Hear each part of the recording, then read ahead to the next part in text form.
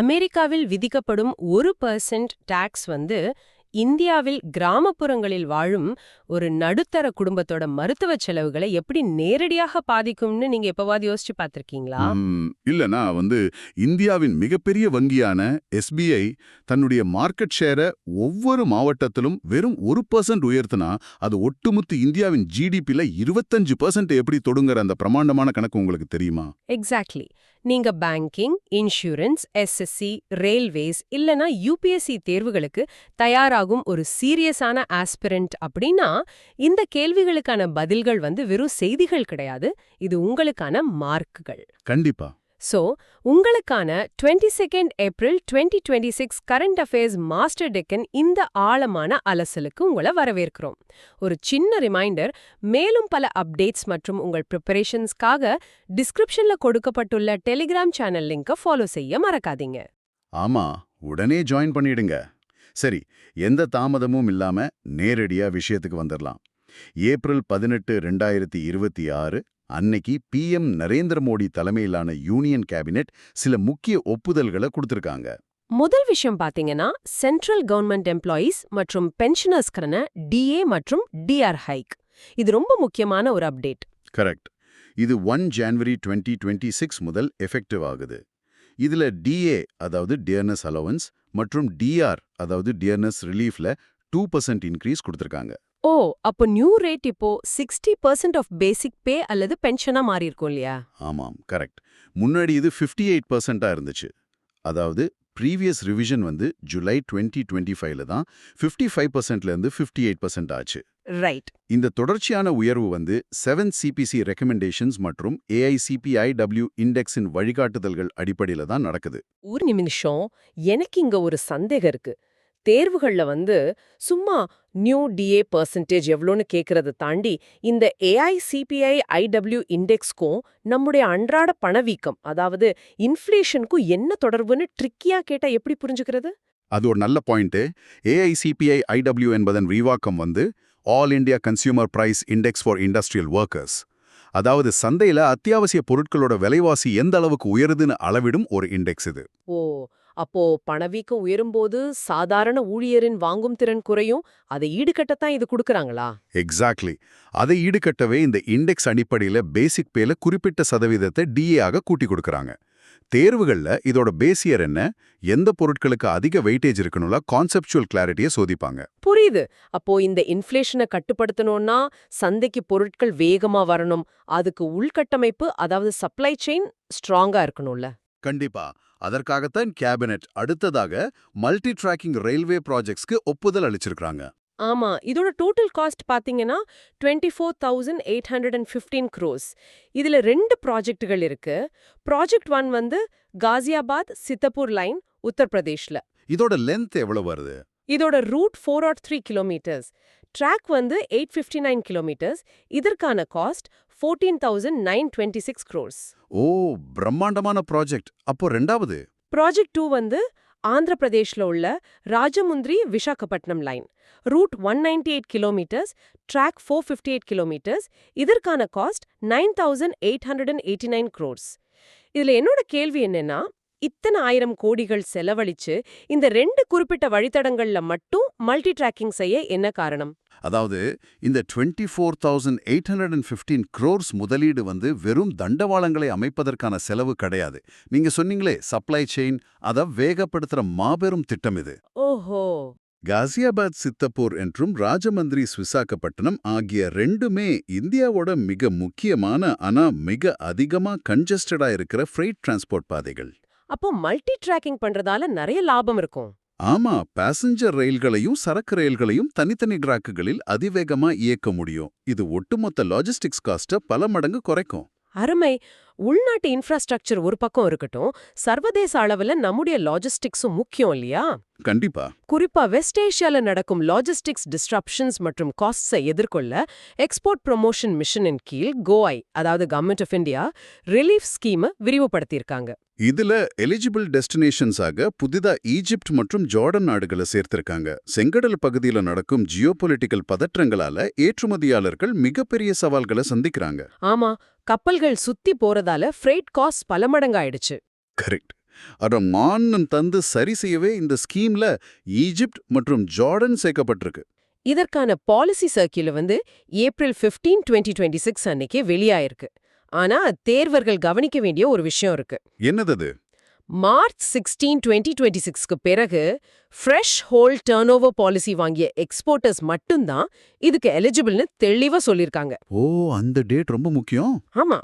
அடுத்து நாட்டின் பாதுகாப்பு பலப்படுத்த பிரஜ்னா சேட்டலைட் இமேஜிங் சிஸ்டமா அறிமுகப்படுத்தியிருக்காங்க. இது பார்டர் மற்றும் கவுண்டர் டெரரிசம் நடவடிக்கைகளுக்கான ஒரு AI எனேபிள்ட் சிஸ்டம். இது real time security decision support வழங்கும் ஒரு அருமையான சிஸ்டம். இதை உருவாக்குனது வந்து DRDOவின் கீழ் செயல்படும் CAIR. Centre for artificial intelligence and robotics, கரெக்டா? எக்ஸாக்ட்லி. கர்த்தவ்ய பவன் 3 நியூ டெல்லியில் நடந்த hand over இவெண்ட்ல Sameer we Kamath வந்து இதை கோவந்த் மோகனுக்கு வழங்கினார். சூப்பர். எல்லையில நடக்கும் மிகச் சிறிய அசைவுகளை கூட AI மூலமா பகுப்பாய்வு செஞ்சு ரியல் டைம்ல டிசிஷன் சப்போர்ட் கொடுப்பது தான் இதோட வேலை. இப்போ பிரக்ஞா போன்ற AI சிஸ்டம்கள் வேகமா வேலை செய்யணும்னா அதுக்கு பெஸ்ட் ஹார்ட்வேர் தேவையில்ல. இங்க தான் ஒடிஷாவில் நடந்த ஃபர்ஸ்ட் இன் இந்தியா டெவலப்மெண்ட்ஸ் வருது. ஆமா, first advance 3D glass chip packaging unit. இது ஒடிஷா மாநிலத்தோட புவனேஸ்வர் கொர்தா டிஸ்ட்ரிக்ட்ல உள்ள இன்ஃபோ வேலியில ஏப்ரல் 19, 2026 அன்னைக்கு தொடங்கப்பட்டிருக்கு. இதுல கீ ஒஃபிஷியல்ஸாக ஒடிஷா CM மோகன் சரண் மாஜி மற்றும் யூனியன் மினிஸ்டர் அஸ்வினி வைஷ்ணவ் கலந்துக்கிட்டாங்க. இதை டெவலப் பண்றது 3DGS USA நிறுவனம். இதோட இன்வெஸ்ட்மெண்ட் எவ்வளவு தெரியுமா? Rs 1943.53 crore. இதோட அவுட்புட் மெட்ரிக்ஸ் பாத்தீங்கன்னா ஆண்டுக்கு 70K class panels, 50M assembled units மற்றும் 13K 3D HI மாடியூல்ஸ் உருவாக்க போறாங்க. வாவ், நம்பர்ஸ் ரொம்ப பெருசா இருக்கே. ஆமா. இதனோட கமர்ஷியல் பைலட் ஆகஸ்ட் 2028லயும் ஃபுல் வால்யூம் 2030லும் வரப்போகுது. இது எனக்கு ஒரு விஷயத்தை ஞாபகப்படுத்துது. என்ன விஷயம்? இந்த 3D கிளாஸ் சிப் தொழில்நுட்பம் வந்து ஒரு ஒற்றை மாடி வீட்டை இடிச்சிட்டு அதே இடத்துல பல மாடிகளை கொண்ட ஒரு ஸ்மார்ட் அபார்ட்மெண்ட்டை கட்டுறது போலன்னு சொல்லலாமா? கரெக்ட். அதாவது இடம் குறைவு ஆனா கெப்பாசிட்டி அதிகம். அதுவும் கிளாஸை பயன்படுத்துறதால சிக்னல் வேகம் அதிவேகமா இருக்கும் இல்லையா? இது ஒரு கேம் சேஞ்சர் அமையும்ல. நீங்க சொல்ற அந்த ஸ்மார்ட் அபார்ட்மெண்ட் அனாலஜி 100க்கு 100 பொருத்தம். சிலிகான் சிப்களை விட கிளாஸ் சப்ஸ்ட்ரேட்ஸ் சிக்னலை மிக வேகமா கடத்தும், ஹீட்டையும் எளிதா கையாளும். ஓ, அப்போ எலக்ட்ரானிக் சைஸ் ரொம்ப சின்னதாயிடும். ஆமா, சிப்களை 3Dயா அடுக்கிறதால சாதனங்களின் அளவு சிறிதாகும், ஆனா செயல்பாட்டு திறன் பல மடங்கு அதிகரிக்கும். தொழில்நுட்ப வளர்ச்சி சூப்பர். ஆனா பழமையை பாதுகாக்குவதும் முக்கியம்ல. ஃபர்ஸ்ட் இன் இந்தியா வரிசையில அடுத்து ஃபர்ஸ்ட் பெட்ரோகிளிஃப் கன்சர்வேஷன் பார்க் வந்திருக்கு.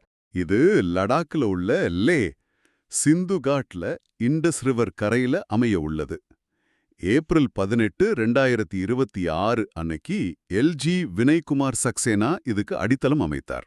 இதுல எனக்கு புரியாத ஒரு விஷயம் என்னன்னா, ஏதோ பாறைகள்ல இருக்கிற பழைய ஓவியங்களுக்காக department of archives, archaeology, museums மற்றும் ASI ஏன் ஒரு MOU போட்ட இவ்ளோ மெனக்கெடணும்? ASI, அதாவது ஆர்கியோலாஜிக்கல் சர்வே ஆஃப் இந்தியா, இப்போ பெட்ரோகிளிப்ஸ் அப்படிங்கிறது ஏதோ சாதாரண பாறை ஓவியங்கள் கிடையாது. அப்புறம் என்ன அது? பழங்கால மனிதர்கள் பாறைகளில் செதுக்கிய கலை வடிவங்கள், அதாவது மனித பரிணாம வளர்ச்சியோட வரலாற்று ஆவணங்கள். அன்ரெகுலேட்டட் டூரிசமால இந்த ராக் ஆர்ட் அழிஞ்சிடக்கூடாதுன்றது தான் இதோட மேண்டேட். அதுக்கான ஃப்ரேம் ஒர்க் தான் இந்த MOU. ஓ, வரலாற்று சின்னங்களை பாதுகாப்பது போல நம்மளுடைய டிஜிட்டல் அசெட்ஸையும் பாதுகாக்கணும். CDOT மற்றும் ஜம்ஸ் ஆட்டோமேஷன் LLP இடையிலான MOU இதைத்தான் செய்யுது. ஆமா, ஃப்ரேம் ஒர்க் வந்து CCRP. சிக்னேட்டரிஸ் பாத்தீங்கன்னா டாக்டர் ராஜ்குமார் உபாத்யாயா மற்றும் ரோஹன் சந்தாக். இதோட ப்ராடக்ட் ஒரு gamified cyber security awareness SaaS platform. ஒரு நிமிஷம், விளையாட்டு மூலம் சைபர் செக்யூரிட்டியா? இது எப்படி சாத்தியம்? CCRPனா CDOT கொலாபரேட்டிவ் ரிசர்ச் ப்ரோக்ராம். இப்போ ஃபிஷிங் மற்றும் சோஷியல் இன்ஜினியரிங் தாக்குதல்கள் ரொம்ப சாதாரணமாகிடுச்சு. ஆமா, டெய்லி நியூஸ்ல பார்க்கலாம். அதனால மக்களுக்கு புரியாத மொழியில டெக்க பத்தி பேசுறதை விட AI மற்றும் CDOT டெலிகாம் டெக்கை இணைச்சு வீடியோ கேம்ஸ் மாதிரி கேமிஃபைட் வழியில இணைய தாக்குதல்களை எப்படி கண்டுபிடிக்கிறதுன்னு கத்துக் கொடுக்கும் SaaS பிளாட்ஃபார்ம் இது. வாவ், நல்ல ஐடியா. அடுத்த MOU பாத்தீங்கன்னா மோமா மற்றும் IIT பட்னாக்கிடையே நடந்திருக்கு. ஃப்ரேம் ஒர்க் வந்து PM விகாஸ்.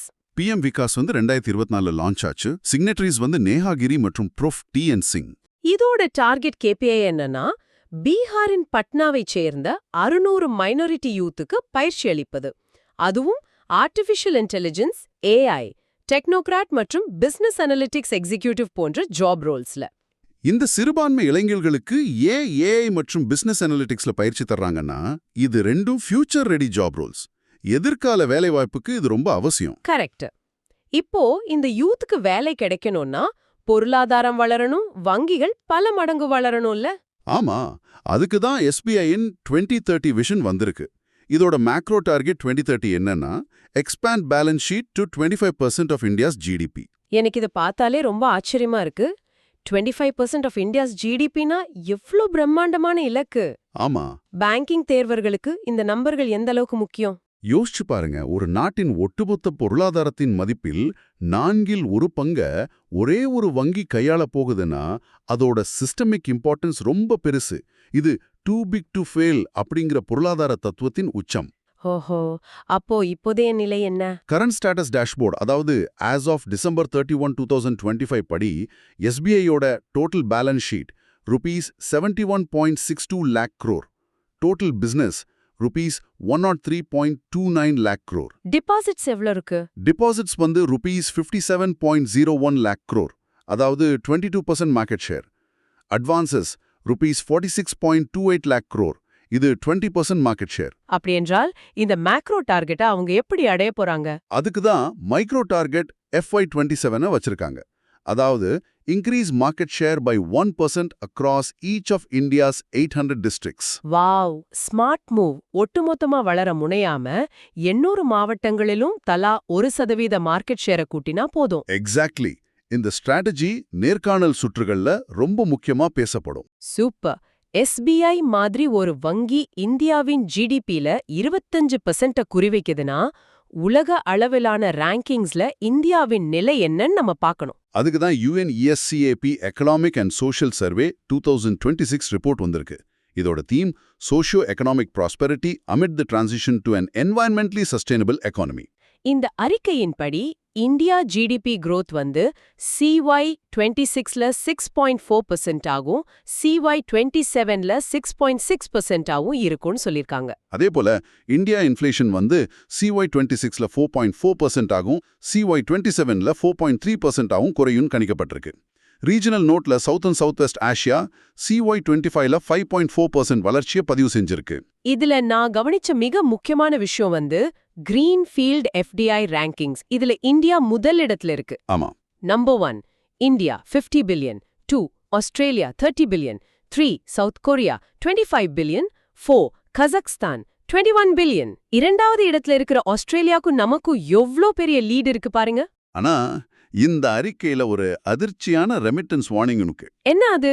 2024ல இந்தியா தான் world's largest recipient of remittances. இதுல 40% எசென்ஷியல் மற்றும் மெடிக்கல் நீட்ஸுக்காகவே செலவிடப்படுது. ஆனா ஜனவரி 2026 முதல் USA அனைத்து ரெமிட்டன்சஸ் மீதும் 1% டாக்ஸ் விதிச்சிருக்காங்க. ஒரு நிமிஷம், அமெரிக்காவுல யாரோ ஒரு 1% டாக்ஸ் போடுறாங்க. அதை எப்படி இந்தியாவுல மருத்துவ செலவுகளுக்காக பணத்தை எதிர்பார்க்கும் நடுத்தர குடும்பங்களை நேரடியாக பாதிக்கும்? இது எனக்கு சுத்தமா புரியல. இத நான் ஒரு நிஜ வாழ்க்கை உதாரணத்தோட சொல்றேன். அமெரிக்காவுல வேலை செய்யும் ஒரு மகன் இந்தியாவில் உள்ள தன்னோட அப்பாவோட அறுவை சிகிச்சைக்காக $5000 அனுப்புறாருன்னு வைப்போம். சரி.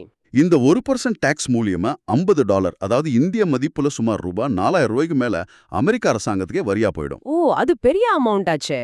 ஆமா. இந்தியாவில் இந்த ரெமிட்டன்சஸை நம்பி வாழும் குடும்பங்கள் 40% பணத்தை உயிர்காக்கும் மருத்துவத்துக்கும் அத்தியாவசிய தேவைகளுக்குமே பயன்படுத்துறாங்க. அதனால இந்த 1% டாக்ஸ் மேக்ரோ எக்கனாமிக்ஸ்ல சின்ன எண்ணா தெரிஞ்சாலும் மைக்ரோ எக்கனாமிக்ஸ்ல பெரிய பாதிப்பை ஏற்படுத்தும். ஒரு பக்கம் மருத்துவ செலவுகள்ல பாதிப்புனா, மறுபக்கம் மருத்துவத் துறையோட உள்கட்டமைப்பு பத்தி பாப்போம். NHA சிந்தன் ஷிவர் 2026 மகாராஷ்டிராவின் பூனேவில் நடந்திருக்கு. இதோட ஃபோக்கஸ் வந்து NHCX எனேபிள்ட் HMIS மூலமா இன்டர்ஆப்பரபிலிட்டியை உருவாக்குவது. வேர்ல்ட் பேங்க் டெவலப் பண்ண ABDM ஸ்டேட் அடாப்ஷன் இண்டெக்ஸ் இங்கே விவாதிச்சாங்க. இந்த HMIS, ABDMனு நிறைய அக்ரானிம்ஸ் இருக்கே, இது கொஞ்சம் எளிமையா சொல்ல முடியுமா? கண்டிப்பா. HMISனா ஹாஸ்பிட்டல் மேனேஜ்மெண்ட் இன்ஃபர்மேஷன் சிஸ்டம். ABDMனா ஆயுஷ்மான் பாரத் டிஜிட்டல் மிஷன். இதோட மெக்கானிசம் என்னன்னா, சொல்லுங்க. நாளைக்கே நீங்க ஒரு மருத்துவமனையிலிருந்து வேற மாநிலத்திலோ அல்லது நகரத்திலோ உள்ள இன்னொரு மருத்துவமனைக்கு செல்லும்போது உங்க மெடிக்கல் ரெக்கார்ட்ஸை ஃபைலா தூக்கிட்டு போக வேண்டியதில்ல. மருத்துவர்கள் டிஜிட்டலா சீம்லெஸ்ஸா பாத்துக்குவாங்க. சூப்பர். இதுல சில மாநிலங்களின் பெஸ்ட் பிராக்டிசஸ் சுட்டி காட்டியிருக்காங்களே. ஆமா, கர்நாடகாவோட ஆன்லைன் ரெஃபரல், குஜராத்தின் கிளினிக்கல் கவர்னன்ஸ் மற்றும் ஜார்க்கண்ட்ல உள்ள ஹெல்த் கேர் இன்ஃப்ரா சிறந்த உதாரணங்களா சொல்லப்பட்டிருக்கு. அதே போல சுற்றுச்சூழல் பாதுகாப்பிலும் ஒரு விருது லண்டனில் நடந்த வேர்ல்ட் கிளைமேட் லீடர்ஸ் கான்க்ளேவ் 2026ல குளோபல் கிரீன் ஐகான் அவார்ட் வழங்கப்பட்டிருக்கு. வினர் வந்து ஜோகனப்பள்ளி சந்தோஷ்குமார். அவர் எழுதிய விருக்ஷ வேதம் 2.0 மற்றும் விங்ஸ் ஆஃப் பேஷன் புத்தகங்கள் ரொம்ப ஃபேமஸ். அடுத்து leadership and defence manufacturing. Apple Inc நிறுவனத்துல ஒரு பெரிய எக்ஸிகியூட்டிவ் டிரான்சிஷன் நடக்குது. ஆமா, அவுட்கோயிங் சிஇஓ டிம் குக்குக்கு பதிலா இன்கமிங் சிஇஓவாக ஜான் டர்னர்ஸ் பொறுப்பேற்க உள்ளார். எஃபெக்டிவ் செப்ட் 1, 2026. டிம் குக் திடீர்னு விலகுவதற்கும் ஜான் டர்னர்ஸ் வருவதற்கும் என்ன முக்கியத்துவம்?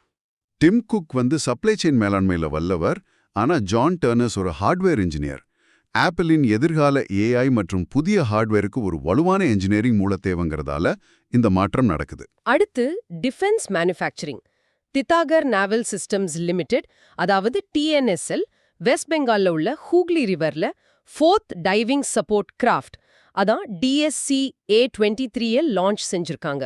இந்த செரமனிய ஐஎன் வைஸ் அட்மிரல் பி சிவகுமாரின் மனைவி தீப சிவகுமார் நடத்தி வச்சாங்க. இதோட ஸ்பெக்ஸ் பாத்தீங்கன்னா 30 மீட்டர் கடமரான். ஒரு டைவிங் சப்போர்ட் கிராஃப்ட் இந்திய கடற்படைக்கு எதற்காக பயன்படுது?